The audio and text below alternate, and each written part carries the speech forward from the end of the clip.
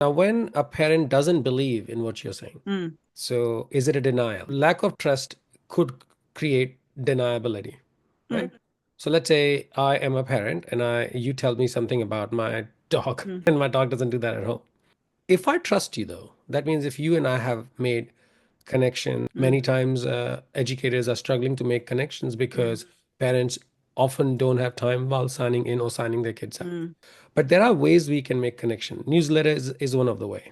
Also showing parents efforts that you are making. For example, if you are listening to this podcast, if you are, and it is about behavior, why don't you send an email to all the parents with the link of this podcast and say, we listen to these podcasts as our professional development, right? Or if you have listened to something else, then send that. So parents go, there is some sort of connection which is building trust in your professional outlook, I guess. If for the last 3 months, trust was being built, the parent would still be open. In fact, the parent would say, wow, he doesn't do that at home. What happened, Helen? Because I trust you. Tell me more. What's going on? Because I'm not very much intrigued. I'm not believing in you, but I'm intrigued. I often say with brand new educators, they're learning how to communicate with parents and how do you have these tough conversations. We're talking about building relationships and how do you get there. Yeah.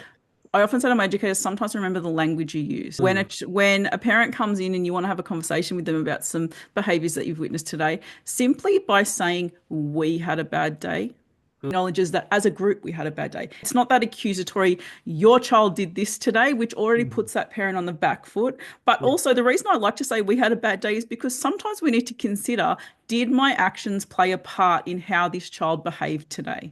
So when you go back to your office today, or if you're in the office, write down the word connection. Then you explore the ways to make connection, because then connection becomes the conduit of communication.